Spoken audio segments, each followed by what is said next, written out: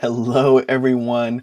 I've been wanting to record this for a while just to have it documented because a question that I get as someone who has lived around Walt Disney World on and off, mostly on for the last almost 20 years, is what's your favorite resort? Where should I stay, etc. So, what I'm going to do today is break down my list. And I like to give the list in categories of the types of resorts that Walt Disney World provides. There are offsite hotels as well. We're not going to get into that. Maybe that can be another video. The other thing that I want to note is this is part of my Vlogmas recording. So December 2024, I am doing Vlogmas, which means I'm getting on camera 24 days out of December leading up to Christmas Day. I'm a little bit behind, so I'm recording this on the 22nd, and this is the 21st video I've done. So I'm like 1 day behind at this point. No worries, we might have to post on Christmas Day. I'm not sure what's going to happen. So still question mark. So for every day of Vlogmas, I'm giving a Christmas movie, and so I'm going to give the Christmas movie right now. So if you're watching this at a later date and you're like, "Why? What is this?" I wanted to explain that this is part of Vlogmas, of me staying on track with my 24 videos in December. So my Christmas movie is Meet Me in St. Louis. St. Louis. This is it a Christmas movie? It's kind of not. One of the reasons I wanted to mention it today is just because it gives me kind of Disney vibes, though I don't know what studio this came out of. It might be MGM that it came out of, starring Judy Garland, and it is in like Victorian era, turn of the century, and it definitely gives Main Street vibes. And in the movie, she sings "Have Yourself a Merry Little Christmas," and there are some times in the movie where it's Christmas time. So the other thing is they watch this movie in one of my favorite Christmas movies, which I've already mentioned, and that is The Family Stone. So sorry, I'm still warming up. So that is our Christmas movie for today, and streaming, you can stream it over on Max, HBO Max. All right, so let's get into this list. So I believe that when you're staying at Walt Disney World, you want to, if at the most possible, not have to rely solely on Disney bus transportation. You want to stay at a resort that has multiple ways to get around property, because Walt Disney World is huge. Most likely, if you're watching this might be your first time, maybe your first time with kids. Maybe it's been a while and you need a refresher. So that is one of the things that I consider. I have stayed at all of these resorts, except I have not laid my head down to sleep at the last one. And we'll get into the last one. Walt Disney World has 3 different categories of hotels: value, moderate, and deluxe. And so I like to cover all 3 of those and what my favorite is in each of those categories. There, for the value, I have 2, so they're tied, and I'll explain why in a second. For moderate, they are tied. I'll explain that. There's 2 in moderate that I have. I'll explain that. And then I have my favorite overall, deluxe. Plus, I'm adding a category, and I'm adding a luxury. Disney does luxury to a point, but they do not do luxury.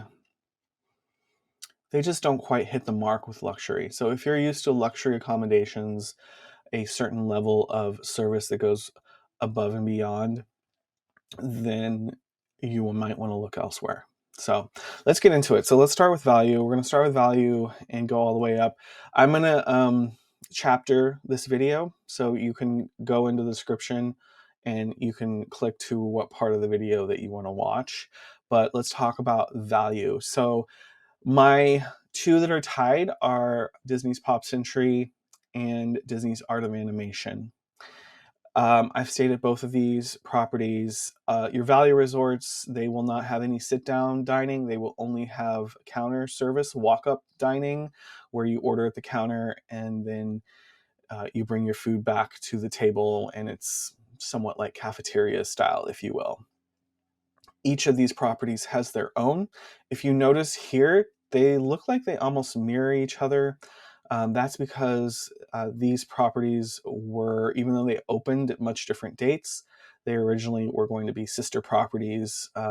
One being the first half of like the 1910s all the way up to the 1950s, and the 1960s up to the 2000s. But that kind of got scrapped with the 9/11, and part of this, the Art of Animation side, which is to the left hand side, that laid empty for a long time. Some of those buildings were built and they just sat empty. Art of Animation and Pop Century sit on either side of a body of water, as you see here. And with that, let's see, can I mark on this? No. I was going to see, I'm using Canva to record this, and I was going to see if I could mark directly on this, but I don't think that I can. In the middle of the water, you'll see a little kind of like a building. That is Skyliner. So each of these resorts, they utilize the Walt Disney World bus transportation, but they also have a Skyliner station that they share. This goes back to my statement about you want to be in a resort that has multiple means of transportation. So the Skyliner is going to take you to two parks. It's going to take you to Hollywood Studios, and it's going to take you to Epcot. You will have to do, if you're going to either of those, you will have to transfer at the Caribbean Beach station. Pop Century and Art of Animation, you'll see here, is the last stop. If you're moving north up to the next stop, that is Caribbean Beach. So you'll get off at Caribbean Beach and then you'll decide where you want to go. Skyliner is a great mode of transportation. It can be close to weather, so keep that in mind. If it is close to weather, then the backup, of course, being the buses. But it's nice to be able to have that Skyliner. And you're at a value resort. It used to be that the value resorts didn't have an alternative means of transportation outside of buses. So this is really nice that they have that. So let's talk a little bit about Pop Century.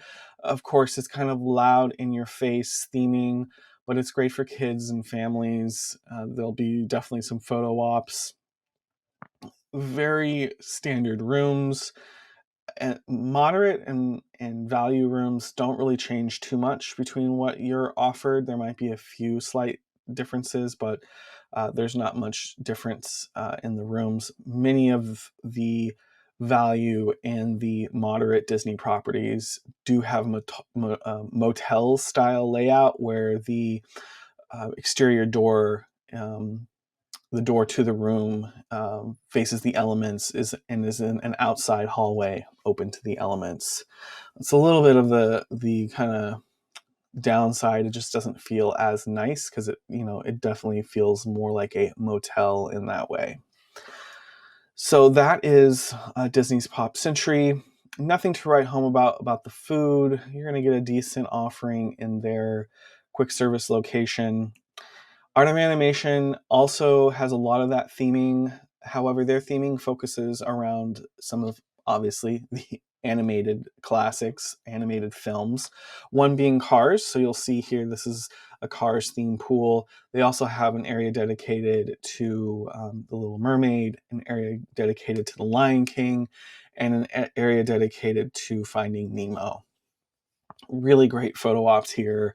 In fact, I recommend if you have a Cars fan and you're not staying at Disney's Art of Animation, the Cars area of Art of Animation, if you can get over there, it's a great spot to take pictures, and your Cars fan will love it. Like if you have little ones that are fans of that movie, they will love it, and you'll love the photo ops. So that's my choice for value. Once again, great that it's on the um, great that it's on the Skyliner. The Skyliner also takes you to resorts, so you can be in a deluxe resort area really quickly. So one of those resorts is the Riviera, which is a DVC property, but it feels more like a deluxe. It would be kind of like a deluxe resort within the DVC um, family of properties. They have great dining there. Uh, this will take you up to the Yacht and Beach Club on the Skyliner. So you're really connected here by staying at Pop and Art of Animation. If you have any questions about these specifically, let me know. I'm not giving you a lot of pictures. I'm kind of giving this as a foundation so that you can go continue your research or connect with a travel planner, which I do have a recommendation for you for a travel planner at the end of this. So let's go on to the moderate. So moderate is tied as well. My first pick is Disney's Coronado Springs Resort. This only has bus transportation out of here, so this doesn't meet my qualification of having another form of transportation. However, this feels more like a deluxe resort than any of the other moderate resorts that Disney offers. They have a Michelin recommended restaurant up in this tower. This is a newer tower, and I believe the name is Toledo, and that is Michelin recommended. And they also, up at the top of the tower, they have a lounge called Dahlia Lounge, and they serve great like tapas styles food with, of course, a full bar. The lounge doesn't require reservations. Toledo's, I do recommend having a reservation. Toledo's is beautiful, and like I said, it's Michelin Guide recommended. They also have 3 bridges, which is, you'll see here in this picture, is on the lake, and it's just beautiful. Maya Grill, I haven't been to in a while, but I hear that it is pretty good.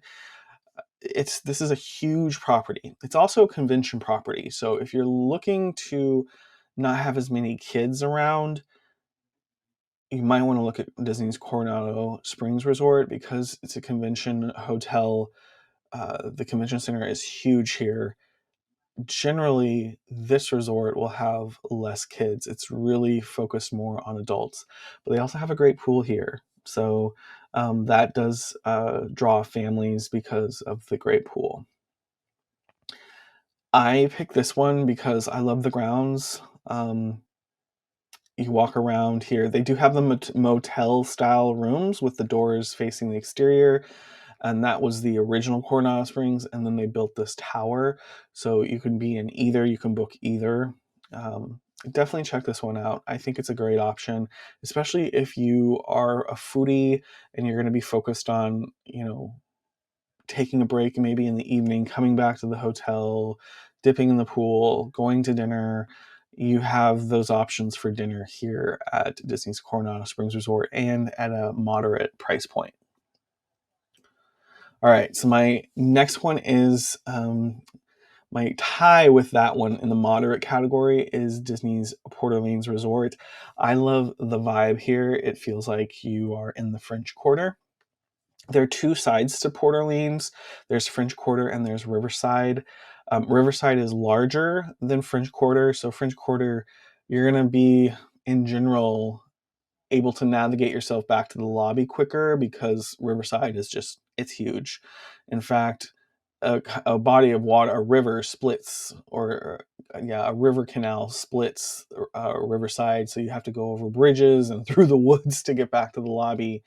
But French Quarter is smaller and much more manageable, and you're walking, kind of through streets like this, like the feeling like you're in the French Quarter. They don't have a full service restaurant on this side, but over on Riverside, they do have a full service restaurant called Boat Rights. And on this side, though, the French Quarter side, they do have beignets, which is famous on Walt Disney World property. People who are knowledgeable of Walt Disney World property, they go here to get their beignets. You don't really go anywhere else on property to get beignets, except for the French Quarter Resort here. At the French Quarter property, they have the Scat Cats Club. This is a jazz lounge, and not many people know that there's a jazz lounge on Walt Disney World property, but it is right here at Port Orleans Resort, French Quarter. I've been there before.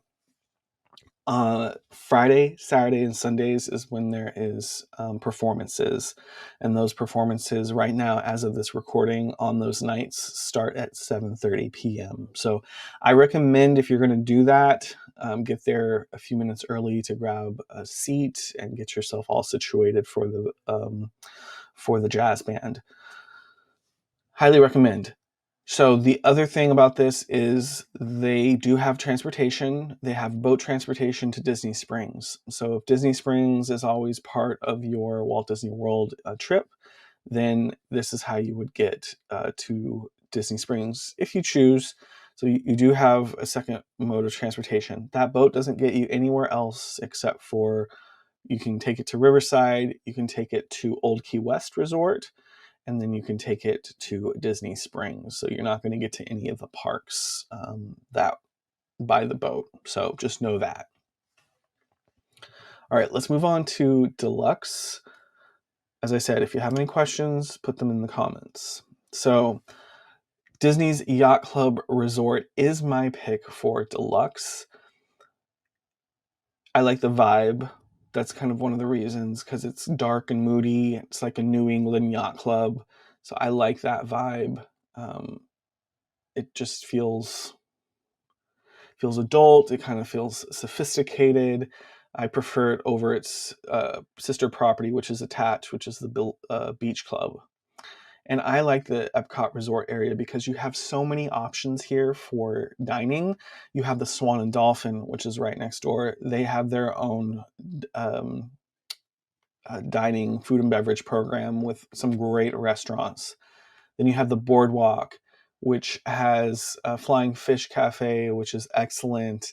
You have Abracadabar, which is a nice bar there at the Boardwalk. You have the Cake Bake Shop, which just opened recently. Beach Club has Cape May Cafe.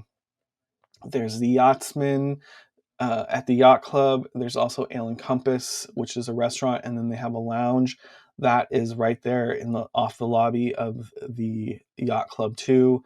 You can walk into Epcot, and then you can walk to the studios, or you can take the boat to studios. You can take the boat to Epcot.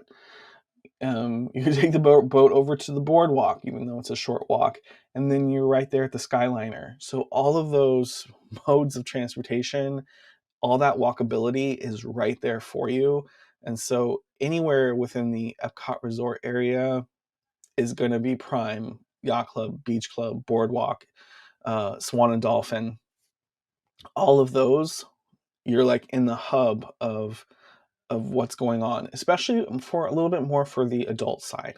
If you're taking younger children to Walt Disney World and you're looking to stay at Deluxe, then I might recommend something on the Magic Kingdom monorail line, because you're probably going to be focused more on Magic Kingdom. For me, myself personally, I would be more focused on doing things at Epcot and even studios. Here is a map. The little red pin drop is where Yacht Club is, and you see, just like I mentioned, all that stuff is right next to you. Walking to Epcot, walking to studios if you have it in you. Maybe at the beginning of the day you walk, and at the end of the day you take the boat back or the bus back. But you have so much right there, and that's what you really want when you're coming to Walt Disney World, because it's so big.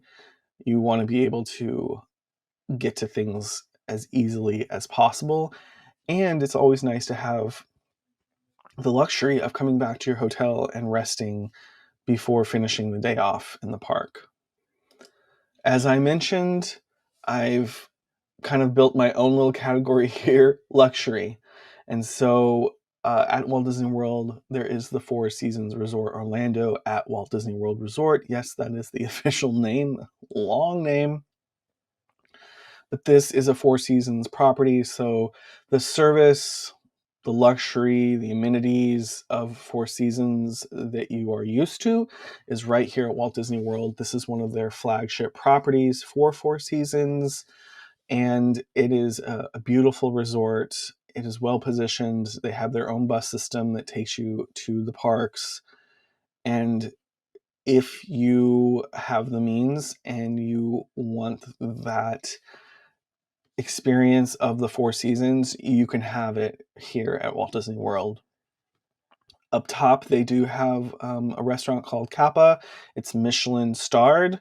So you have the dining. Ravello is downstairs. It's fantastic. I've been there for breakfast several times. Just recently, the Four Seasons invited me out to do their holiday afternoon tea, which is seasonal. Also fantastic. Just a really great property. The pool here is amazing. This is probably the best pool that you can get next to Walt Disney World for a resort pool. Yeah, the kids are going to want to spend most of their time here at the Four Seasons. Whenever I go there, I always feel calm and at peace. There's a certain energy about this place.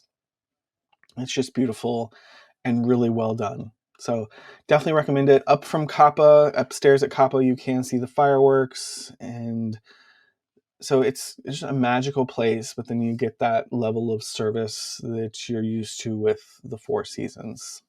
So this is my list.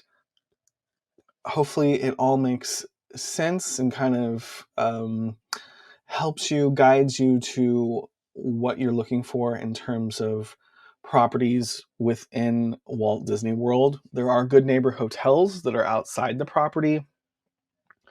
Um, didn't really talk too much about Swan and Dolphin. I do recommend those as well. They get you everything that a deluxe resort would, but at a different price point, a little bit better of a price point. So definitely check out Swan and Dolphin. If you have any questions about this, go to the comments. I'm happy to answer any questions. TJ is around for you. In fact, TJ is a travel planner, a travel advisor, travel agent, whatever you want to call it. You can go to that link there and fill out a quick questionnaire about the type of trip you're looking to plan, or scan the QR code and he will get you a quote. So it could be Walt Disney World, Disneyland, a cruise, traveling the world, going on safari, going to Europe, doing the Christmas markets, whatever, he can get it booked for you. So feel free, scan, fill out the form, or type in the link there and fill out the form, and TJ will get back to you, maybe with some more questions before getting the quote, but he will get back to you. Well, thank you for joining me. I'm glad I did this because I like to have this, I like to have it recorded so I can just send it to somebody. And I hope everyone's having a great holiday season. If you're watching this in the holiday season, if not, thanks for putting up with my Christmas movie recommendation at the beginning, and appreciate you. Make sure that you like, that you subscribe to our channel. We don't do this format. This format is kind of different from what I normally do, but I just wanted to record this in this format, make it easy to send off to somebody. But normally we do vlog style, showing you around properties, showing you attractions. So make sure you hit that subscribe button. Thank you to our Patreon members. We appreciate you, and we will see you again next time right here.